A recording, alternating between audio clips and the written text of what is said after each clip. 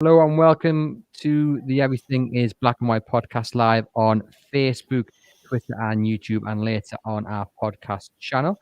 I'm Andrew Musgrove, joined by the Liverpool Echoes Joe Thomas, and this is the view from the opposition. Newcastle face Everton tomorrow at St James's Park. Joe, thank you very much for popping on to the podcast. How are we doing? Yeah, not too bad at all. Cheers. Used to live up in Newcastle for a very brief period, so looking forward to coming back up to the city. Yes, well, hopefully when you are on your way back, you are not with 3 points. We'll just dive straight in.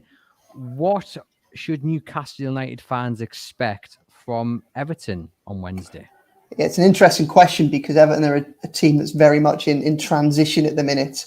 So they're not, for anybody that kind of followed Everton or had an eye on Everton at the back end of last season and saw what the lengths that they went to in order to stay up, they'll have seen a very limited side. We tend to play 5 at the back with wing backs and concede a lot of possession in the hope of basically just forcing teams out wide, pump balls into the box, which Everton could typically deal with, and in hopes to hit them on the counter attack. Fortunately, from our perspective, things have changed now. Obviously, Everton did stay up. Frank Lampard and his team have had a summer to work with the squad and to kind of change the players a little bit, a bit of recruitment, and they're in the early stages of trying to be a little bit more progressive. So what we may well see tomorrow night is probably 4 at the back. It'll probably be a 4-3-3 formation and an attempt to try and control possession a little bit more. Still, kind of the attacks will still come from out wide, but really there'll be a lot more hope to play the game in the middle of the park. The only problem for Everton is obviously because they're in a side of transition at the minute, because the better players that they've signed are still new to the squad, and they're still adapting from previous tactics. There are a few teething problems. So if anybody's been watching Match of the Day last few weeks, they'll have probably seen the type of goal Everton are conceding at the minute tends to be from almost trying to be a little bit more progressive in their style, playing through the middle, but then either getting done by the press of other centre midfielders, or perhaps just giving the ball away when they're picking the ball up and trying to go for the middle. So I expect them. They're hard to beat. Spurs at the weekend. That's the first time that Everton had lost a game by more than 1 goal this season, and obviously they drew at home to Liverpool, and they lost 2-1 at home to Manchester United as well. So and lost 1-0 at home to Chelsea. So they're quite compact. They're quite difficult to beat and difficult to break down. They'll try and force you to put the ball into the box from out wide, because Tarkowski and Cody are so good at defending the box in the air. And they'll try and hit on the counter attack, but they are a side that's going through a few growing pains at the moment. So creativity isn't so much the issue, but the end product is, and that was a problem against Spurs when they had 2 really good chances to go 1-0 up when in the first half didn't take them, and then got punished in the second half by mistakes. I've seen a few Everton fans on social media talk about the issue when it comes to a lack of goals, and I guess when you're going up against a Newcastle United side who have conceded the least amount of goals in the Premier League, that task from an Everton point of view isn't going to get any easier. And at the moment, Maupay is leading the line. But when Everton fans say that, I guess maybe the response from some will be, well, you knew what you were doing when you were signing Maupay, because at Brighton he didn't have the best records either. Mm-hmm. Yeah, well, I think Maupay was signed, and I think some of the transfer activity was with a long-term view. And Everton are struggling for goals at the moment, but they would argue that they have the solution within their squad, and that's Dominic Calvert-Lewin. So obviously Dominic Calvert-Lewin has struggled with fitness for the past now 18 months, and I think this is certainly the big question between now and the World Cup for Everton, and it may well be the big question between now and the end of the season. I think they've left themselves quite heavily reliant on Dominic Calvert-Lewin, not just getting back to full fitness, but then also finding form and being that goal scorer that they need. So I don't think that Neal Maupay was ever brought with the long-term vision of him leading the front line by himself. I think actually he's the hope is that he'll complement Calvert-Lewin either by, Calvert-Lewin plays the first hour, and then you have Maupay come on and he gets in amongst it, he winds defenders up. He could be quite an effective player to change things around for the last 20, 25 minutes, or perhaps coming in off the left rather than working as a partnership with Dominic Calvert-Lewin. So yeah, the fact that Everton has struggled for goals to come against such a good defence will undoubtedly be a problem. Everton haven't so much struggled to break sides down. They struggle to break sides down consistently, but they do tend to do it a couple of times a game. The problem is that often when they've done it, the chance has then fallen through to somebody that perhaps isn't as ruthless a goal scorer as Calvert-Lewin. So, and that's where some of the problems are. So, it'd be interesting. Calvert-Lewin's on the road to recovery. It might be a game too early, I think, for him to start tomorrow. There is a chance, and I think given the struggles that Everton have for goals, that there will be a lot of pressure on trying him from the start, because he would change the game change Everton's approach and make them more probably give them more of a goal scoring threat. So they might do that, or they might just leave it for one more game, because it's Palace at home on Saturday, and that might be a game that they target more for 3 points. I guess some people might draw a comparison between Calvert-Lewin and Callum Wilson in terms of two English strikers who would probably be a cert for many in the England squad if only they could keep fit. We've seen Callum Wilson come back after a long layoff. You mentioned there Cody and Tarkowski at the back there for Everton. How do you think they'll handle someone like Callum Wilson? Have they got through that period of where they're settling together? Because usually one club will go out and buy one centre-back and pair him with another. Everton have gone and done the unusual thing and gone out and bought two new centre-backs and thrown them straight in. Yeah, and that's partly out of circumstance rather than necessarily through choice. Obviously, Everton started the season. I mean, Tarkowski was the first signing of the season, and one of the big problems at the back end of last season was the fact that Everton have a lot of centre-backs, and they have a lot of capable centre-backs. The problem is that they all struggle with injury issues. Tarkowski was part of the solution to that. But then, so Everton played Chelsea in the first game of the season, started off playing with three centre-backs, and it was Tarkowski, Godfrey and Mina. But such is Everton's bad luck with injuries, I think, under Frank Lampard so far, both Mina and Godfrey picked up serious injuries in the first 70 minutes of the season. So Cody, the talks to bring Cody in were already ongoing at that point, and the deal was done soon after. But initially, I don't think there was necessarily a plan just to completely overhaul the centre-back partnership. I think they probably would have stuck with a three, and there probably would have been at least one of those kind of longer-standing members of the squad in there. But injury changed that for Everton. But Cody and Tarkowski get on very, very well. They're both very experienced, both experienced in the Premier League. They both have experience with England squads, and you mentioned a couple of minutes ago that obviously Newcastle conceded the fewest goals in the Premier League. Well, 2 games ago, Everton held that record. And it is fair to say that Everton did concede a fair few big chances, probably more chances than their record would have suggested. And there was probably an element of poor finishing and an excellent goalkeeping from Jordan Pickford when Everton held that stat. But they do look a lot more reassured at the back. And even, away at Spurs on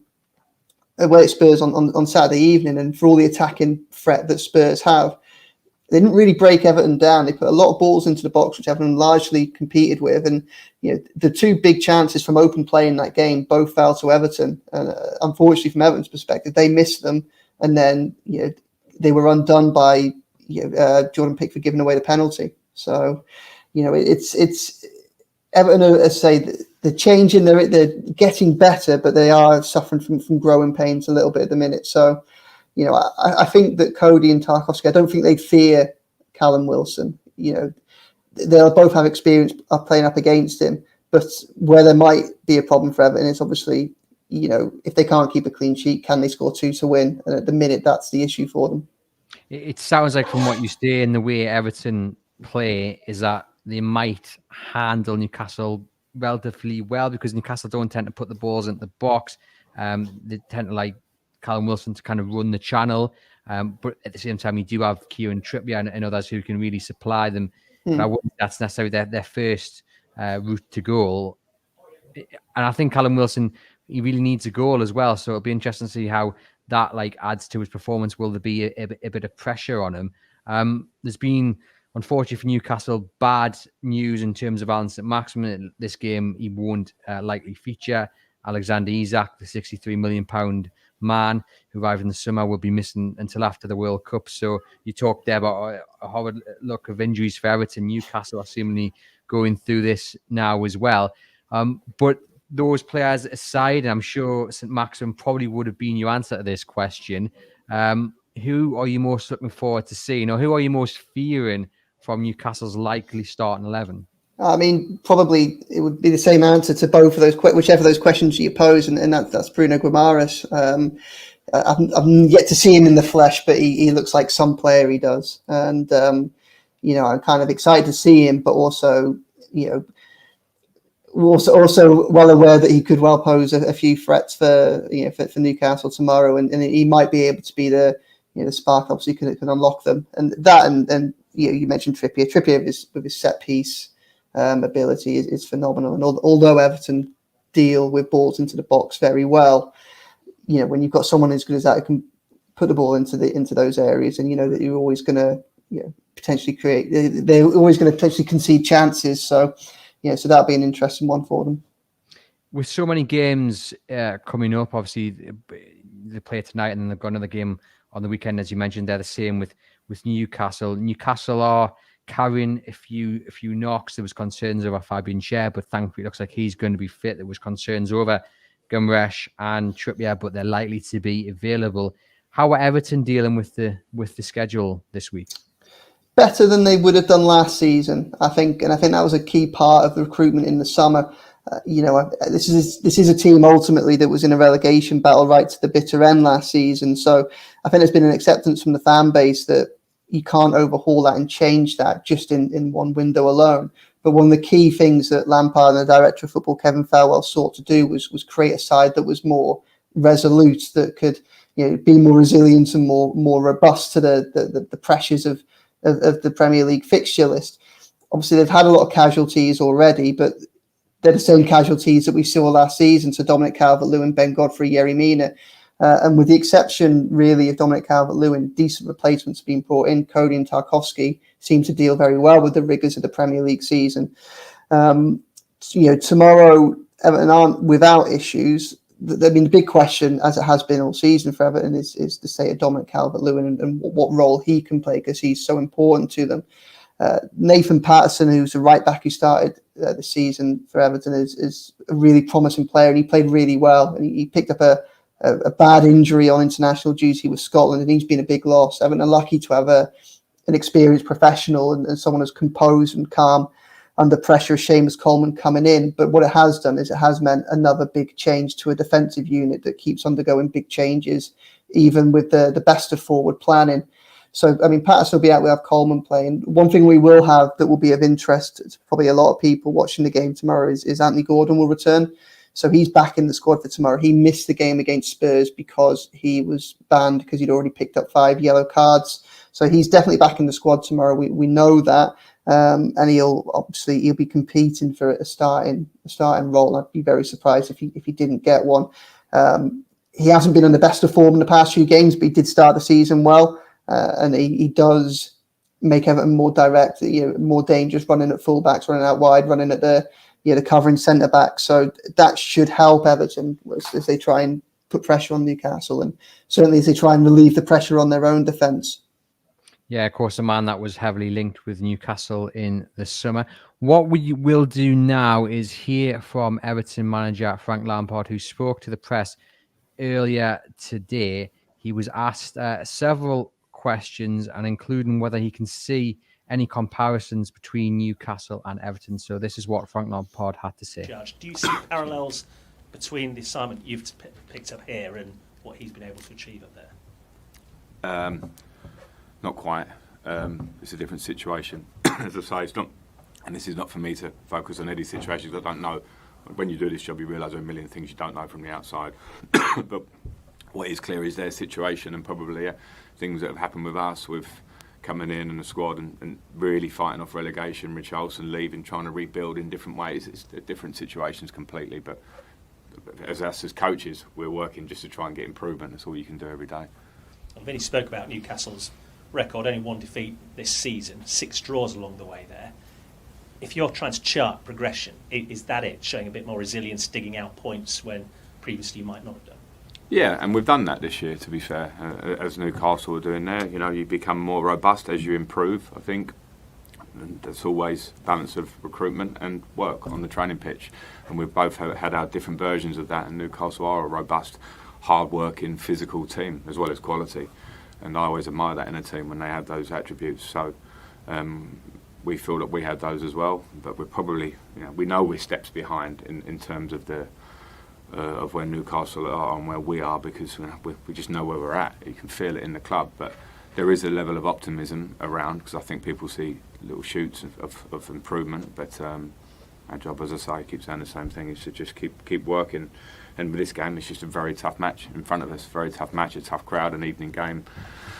There is always going to be a big atmosphere, so let's show some personality there. I mean, how do you view this Newcastle team? Because it seems that they're more than just difficult to beat, aren't they? Oh yeah, of course you have to respect them, because they're a really good team. They've got fantastic coach, manager, coach, staff, a lot of detail. I'm sure, just from the outside. Really good players, recruited really well in the last 2 windows, and of course the new funds they have, I think they want to direct it well. They've brought in a great director of football, so there feels like there's a real plan and a vision to what they're doing, and we have to respect that and understand we're in for a very tough match, because they're a good team on all levels. So that was the voice there of Frank Lampard, for those who are listening later on the podcast channel. A couple of things there, Joe, I just want to ask you about. First off, Frank Lampard says, let's show some personality. So what do you think he means by that? I think what he probably means is Everton, they've just struggled with their intensity over the last 2 games. They had a relatively decent start to the season, and they went 6 games unbeaten and then won 2 in a row. And in the last 2 games, they won up against Man United and lost 2-1, and obviously they lost at Spurs. And in both games, it felt more as if Everton lost those games rather than force the opposition to win them. And I think for some reason, just this past week, Everton just struggled with their intensity for a little bit. So they just started to struggle with winning second balls and some of that, and almost going into their shell within games. So I think he probably wants to see a bit more of that confidence, a bit more of that fight and dogged resilience that we saw, as Everton went 6 games unbeaten, really. What is therefore the biggest weakness that you think Eddie Howe will be targeting on Wednesday? Is it the fact that Everton are struggling to score goals, or is there something else that you think, if you were Newcastle, you'd definitely be looking at and thinking that's where we can get the better of them? They're pretty good from open play, Everton. They are relatively compact and quite good defensively. And as I said already, they're very good at defending balls into the box. But I think where there might be an opportunity is probably down the channels, just in that slot between centre back and full back. One of the things that Everton have tried to do this season is they're trying to transition to play 4 at the back as opposed to the 5 that they started the season with. And whilst that's largely gone well, it doesn't mean there aren't problems with it. And I think one of the things that Spurs did very well last Saturday was target the space between Everton, whoever's playing right-sided centre-back, which is normally Cody and Seamus Coleman.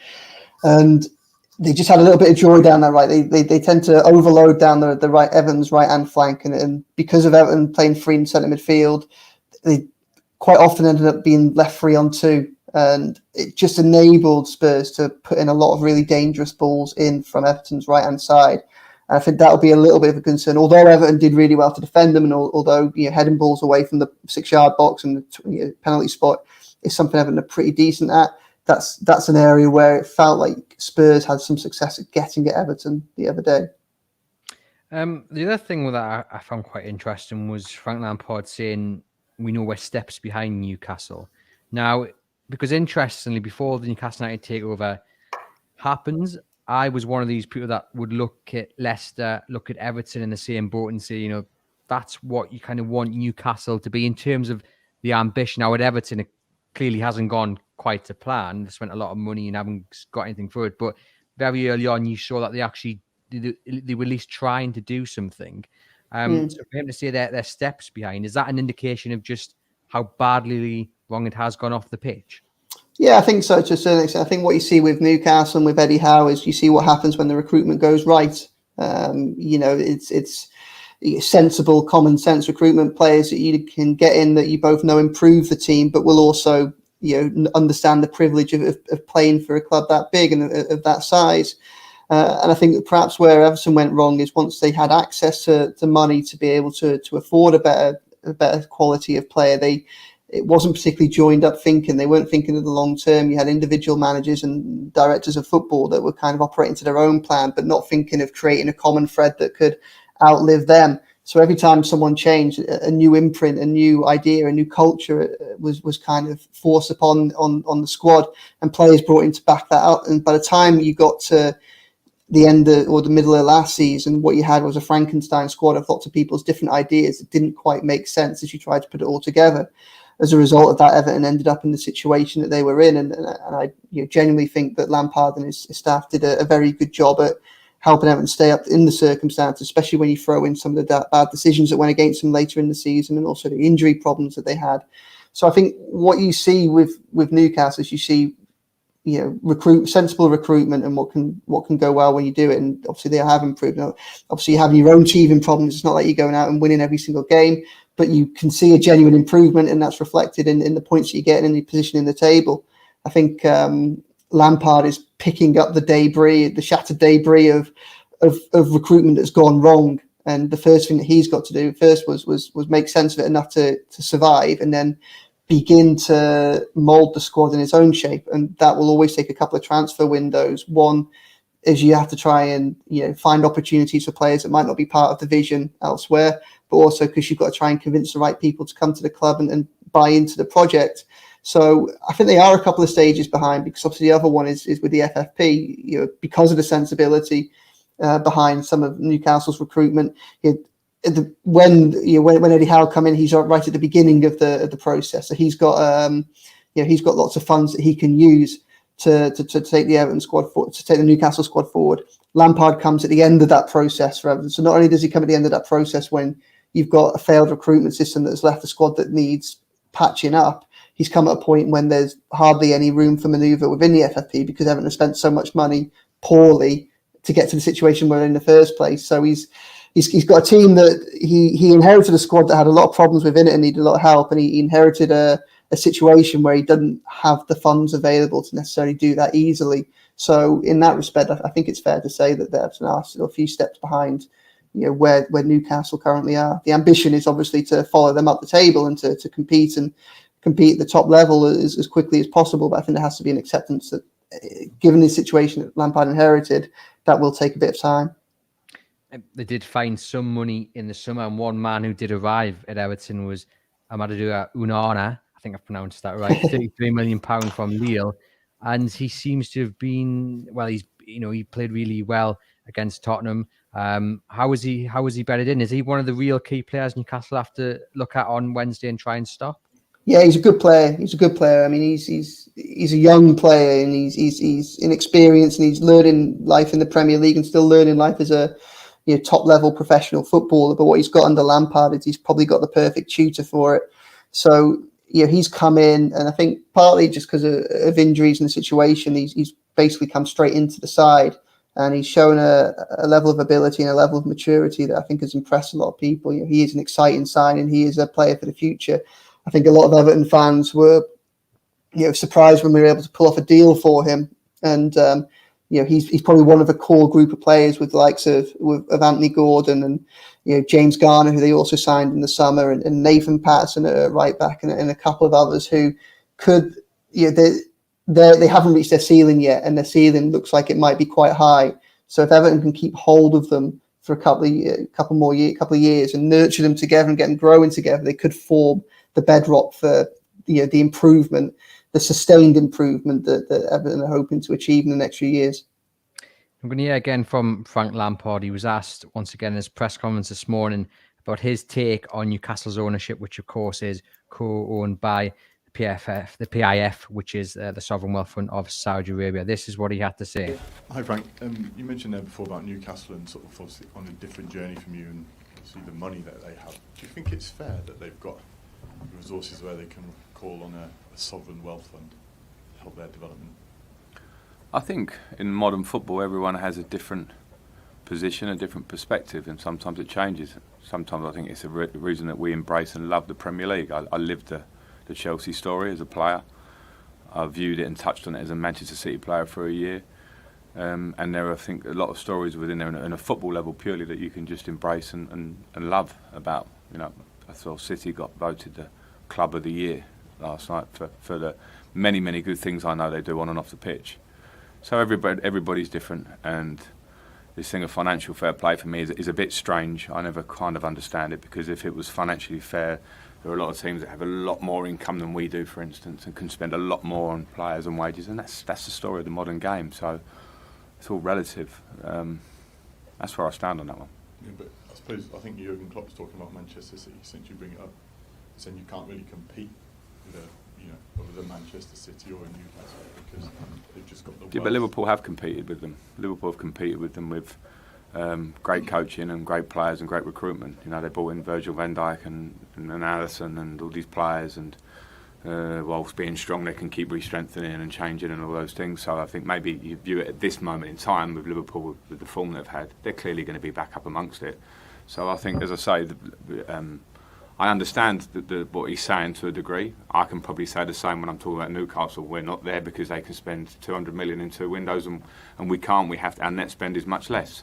So you just get on with what you want. I think if that's his point, I completely get it. But in terms of trying to, I think the debate afterwards that's carried on is questioning whether it should be allowed or whatever, or these clubs are fighting on a different level.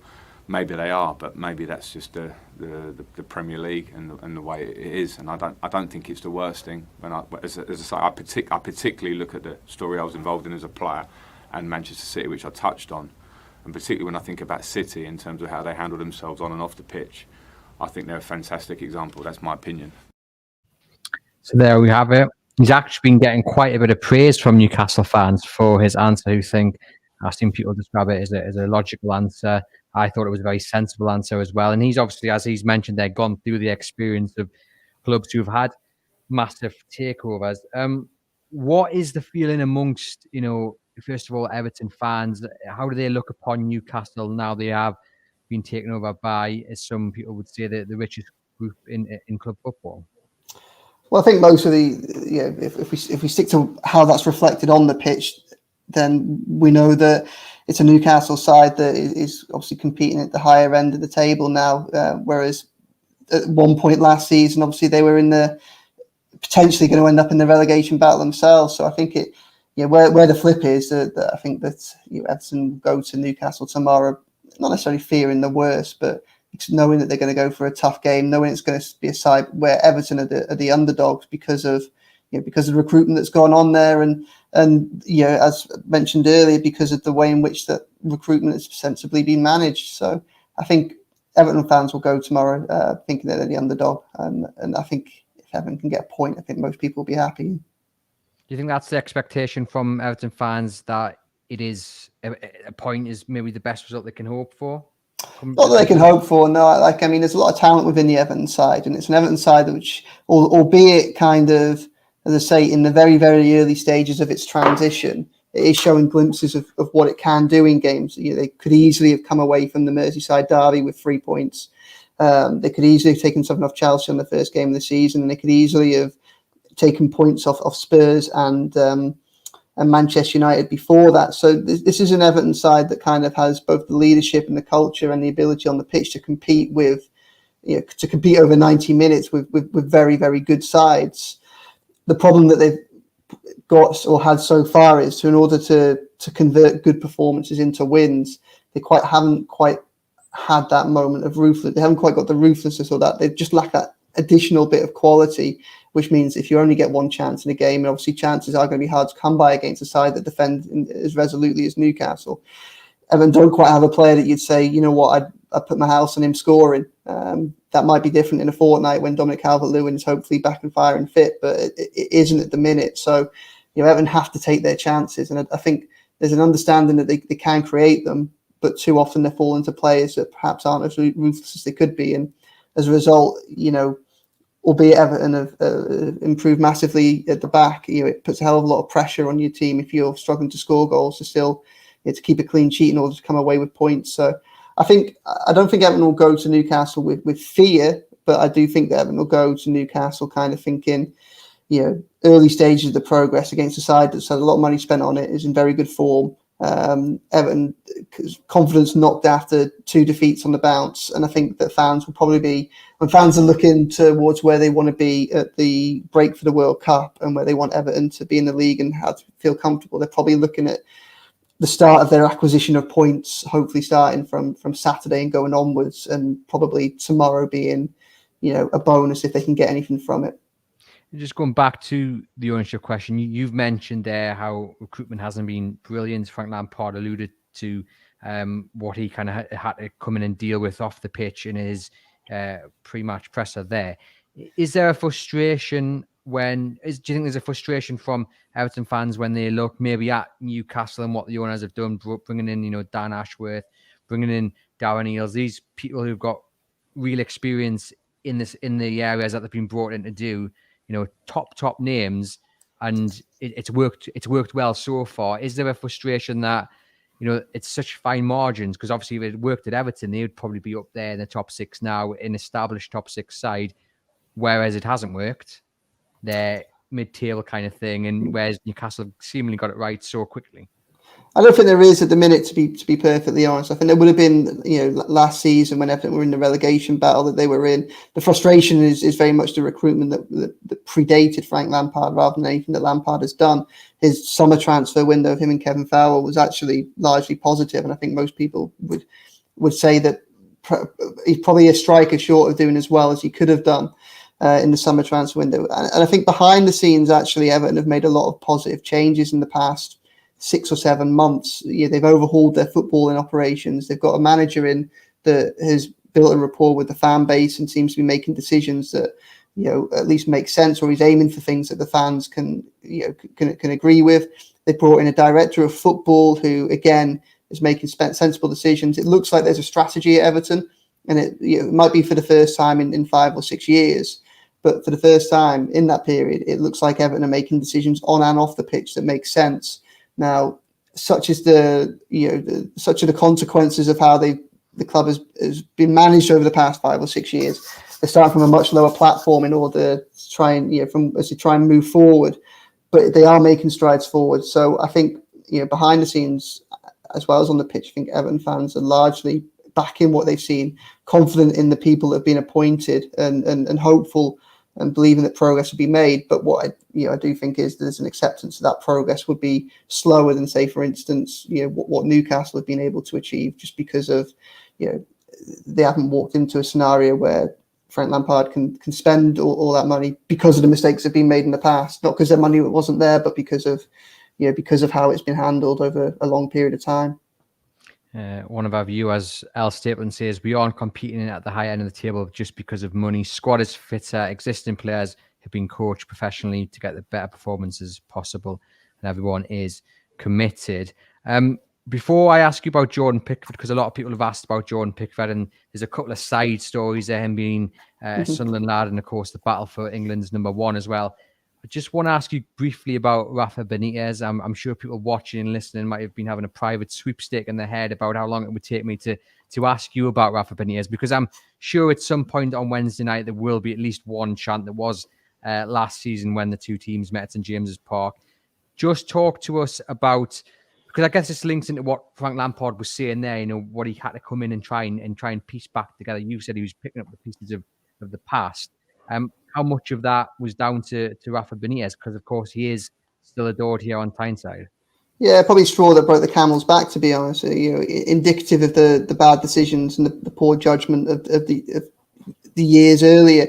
The situation with poor recruitment and things like that predates Rafa Benitez. He didn't inherit a perfect club, but at the same on the flip side, it was a strange appointment to make. It was one that alienated the fan base, and which was always likely to go wrong. I think that's probably the biggest symbol of the mistakes that have been made over the past 5 or 6 years. Everyone knows what Rafa Benitez did at Liverpool and what he's done elsewhere. But in terms of a fit for a club, he's about as poor a fit as you could get for Everton for lots of obvious reasons. And I think there's a degree of understandable frustration as to it wasn't that people couldn't see that it was obviously going to end the way it did. Yeah, I totally accept what you're saying there. On to Jordan Pickford then. got a little bit of criticism for the performance against Spurs or the error that he made. Yeah. And then, he has suffered a little bit with injury. He missed the last international round of games. I guess from his point of view, let me reword what I was going to say there. With Nick Pope's performance, he maybe... I don't think he's, but it wasn't Nick Pope's poor performance. Probably was good news for Jordan Pickford in terms of the battle for number one. Wednesday night, we'll see these two, obviously at either ends of the pitch. How will Pickford handle coming back to St James's Park? He's always, it seems to be the target of some fans, given his Sunderland links. Frank Lampard has spoken today about how Pickford's matured and he doesn't believe you'll see the same reaction as we've seen in previous seasons. So how will he handle coming back to St James's Park with the battle for number one as well, playing away in the background? Yeah, I don't think the battle for number one should be too much of an issue for him, to be honest. I think obviously, not only has he benefited from Pope and Ramsdale struggling for when they've been given opportunities for England. Got to remember he's a goalkeeper that led England to a World Cup semi-final, a Euros final. And he's the current holder of Save of the Season from last season and Save of the Month from last month. So, Jordan Pickford, obviously, he could have done better with the save that ended up causing the penalty against Tottenham Hotspur, but he made a number of very good saves in that game. He's a keeper that's in absolutely fantastic form. And, a lot of the narrative from outside the club has been questioning his credentials as England number one for quite some time. But I think anybody that follows Everton closely will have seen that not only has he been doing it for England, but for Everton as well. He's been in superb form for a long period. Frank was speaking today about his increased maturity, and we've seen that quite a lot under Frank. We got given the captain's armband for the first time in his career at Burnley last season, and he started this season as captain as well. Chosen as captain ahead of the likes of James Tarkowski and Connor Cody. It's only Seamus Coleman's return, who was a club captain, which has seen Pickford lose that armband. So, I think that there's every reason for Everton fans to be confident that he can handle that atmosphere. Obviously, we know that the history that he's got with Newcastle fans and the links that he's got to Sunderland, that's always going to be a more challenging place for him to go than probably anywhere else in the league. But certainly on the pitch, hopefully his goalkeeping can do the talking, as it has done for the vast majority of the last 18 months. How important is it that he does keep his head? Because I remember that 3-2 defeat to Newcastle when Everton were 2-0 up, and he walked down the tunnel at half time and he gestured to some Newcastle fans who were, giving him some abuse, and they came out and Newcastle won 3-2, and Pickford didn't have the best of second halves there. So how important is it that he doesn't get affected from the fans sitting behind him? Yeah, well, I mean, he's done a lot of learning since then, and hopefully he's able to put it into practice tomorrow. Obviously, where Everton are in their development, they're in a position where they can't, mistakes cost them games at the moment, whether that's in front of goal or whether it's going forward or at the back, and they can't afford to shoot themselves in the foot as they have done perhaps in recent matches. But obviously it goes without saying that Jordan Pickford needs to maintain his levels of professionalism, but I've got absolutely no doubt that he will. And for all that, Newcastle have had a very good start to the season. They're sixth on 15 points, one defeat all season. It is a brilliant start for Newcastle. Everton are 14th, 10 points. But, if they do beat Newcastle, they would obviously only go 2 points behind them. Are they whereabouts in the league where you think it's acceptable at the moment? Would they be taking 14th on 10 points, or do you think they'd like to be a little bit higher going into this game? I mean, I think they'd take 14th at the end of the season. I think that'd be seen as significant progress, and I think that'd be fair enough. Obviously, as we covered quite a lot in this, the progress has to be incremental, I think, for Everton. Given the situation that Frank Lampard and Kevin Farrell inherited, it's a side that took until the penultimate game of last season to stay up. I think they'd like a few more points on the board. They possibly deserve a few more points on the board as well. They played relatively well against Chelsea in the first game of the season and were undone by a penalty. And Leeds and Brentford, they drew away at both of those clubs and could easily have won those games. Even the Merseyside derby, say Coda had a goal that was disallowed. It was offside, but it was very close, and they hit the post as well. The margins have been very fine. So I think the Everton are one of a number of clubs in the Premier League, and there's quite a substantial number of them that I think are all in the same boat where they're not quite where they want to be at the moment. And 10 games into the season, they've probably raised questions as well as, as given confidence that answers have been reached. Hopefully for Everton that they can almost become the best of those. And I think that the pleasing thing for Everton, as opposed to say somewhere like, if you look at Southampton who are struggling, or you look at Nottingham Forest, or you look at Leicester, or even you look at Wolves, I think what Everton do have at the minute is they have a bit of stability, and they have a sense of direction. And it feels like all parts of the club are pushing in that direction. Whether or not they can make progress quick enough to rise up the league in the way that they want to, whether or not they can make progress quicker than some of the teams around them is obviously open for debate. But I don't think there's any doubt that they're making progress. But 14th, I think they take this season. And just before I get you to predict how this game will go, we'll have one final question from one of our viewers. I think we kind of already covered it. Roger says, will they park the bus? I don't think they'll park the bus. I think that what we've seen so far this season is Everton are definitely trying to get, whereas they might park the bus at the back end of last season, it was a very pragmatic approach to trying to get points as they tried to stay in the league. This season, they're trying to play the game 20 yards further forward on the pitch. They're trying to play the game in the middle of the pitch. They're trying to get their midfield to be far more progressive than it was last season. Obviously, it's a side that's in transition. It's a side that's still developing and suffering teething problems. So it's a side that can be forced back, and it was pinned back at different times during the game against Spurs at the weekend. But I think the hope is that Everton can be more progressive than that. It will probably just depend on how well they settle into the game and how well they can disrupt Newcastle in terms of whether they have the success. But I certainly don't think they'll be going there to park the bus for a 0-0. Whether the circumstances of the match, including the ability of Newcastle, means that it ends up looking that way and they spend a fair bit of time on the edge of the box, there has to be an acceptance that might end up being the case. So I was going to go tomorrow. What is the score going to be? 1-1. 1-1. You take a point, you said? I'd take a point, as I say. Yeah, it's an improving Everton side. It's still got a long way to go. It's had the ability to win the last two games away at Spurs and Manchester United, and have shot themselves in their foot a little bit with either giving the ball away for big opportunities for their opponents or missing chances themselves. So, I'm hoping they'll take a step forward tomorrow. I'm going to say 2-0 to Newcastle. Nice evening game, full house. There does seem to be a bit of a